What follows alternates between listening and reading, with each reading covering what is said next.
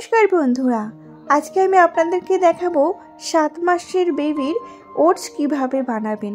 এর আগে আমি দেখিয়েছিলাম 6 মাসের বাচ্চার জন্য ওটস রেসিপি। তো এখন 7 মাসের বাচ্চার জন্য আমি 3টে ইনগ্রিডিয়েন্টস অ্যাড করেছি, সেটাই আপনাদের সঙ্গে শেয়ার করব। তো এখানে আমি কিছু কাজু আর আমন্ড নিয়েছি।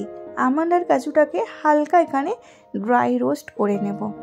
তো তারপর আমি এখানে ওটসটাকেও হালকা ড্রাই রোস্ট করে নেব।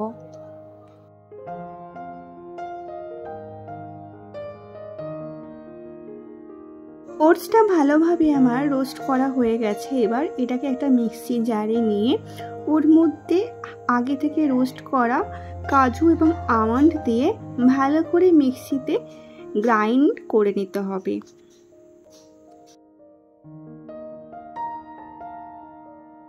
দেখতেই পাচ্ছেন এখানে আমি গুঁড়ো করে নিয়েছি। এটা আমি 1 সপ্তাহের জন্য স্টোর করে রাখবো। আপনারা চাইলে এর থেকে বেশি দিন স্টোর করে রাখতে পারেন।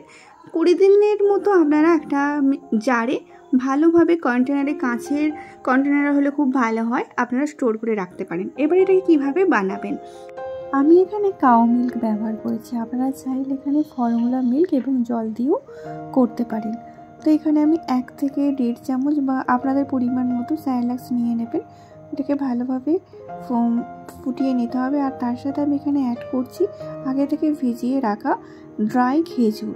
তো এটাকেও ভালো করে আমি দুটো একসঙ্গে মিক্সড করে ভালো করে ফুটিয়ে নেব। যখন একদম স্মুথ হয়ে যাবে তখন ওভেনটা বন্ধ করে আমি এটাকে মিক্সিতে পেস্ট করব। আর এর সাথে আমি অ্যাড করব কলা। তো এখানে আমি অর্ধেক কলা নিয়েছি, আপনারা আপনাদের পরিমাণ মতো নেবেন।